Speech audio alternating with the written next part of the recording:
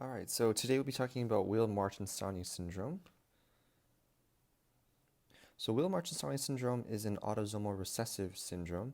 It is associated with the gene ADAMTS, and some symptoms that can be seen with the syndrome is microspherophakia, or in other terms, it's a small lens, and high myopia, as well as joint stiffness, short stubby fingers and toes, and cardiac issues.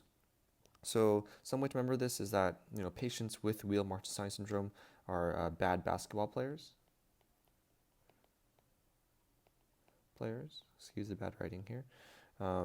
And another thing to mention with the microspherophakia is that the lens is actually quite small here, so it can actually dislocate kind of anteriorly this way. So if you imagine this and this is the iris, so this small lens can dislocate anteriorly, actually touching the irises here, causing pupillary block.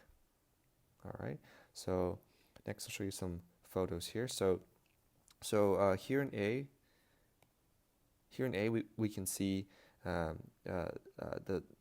small lens, microspherophakia, and C is just another image of this clearly small lens that is dislocating anteriorly and actually coming in contact with the iris here, resulting in pupillary block.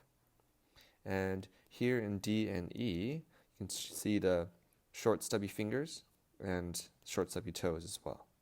All right, so just to recap here, Weill Marchesani, these patients, this syndrome is an autosomal recessive syndrome resulting from an ADAMTS gene mutation.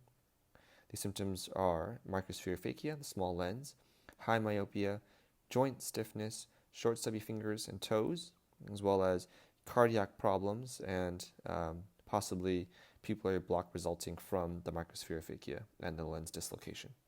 All right, thank you so much.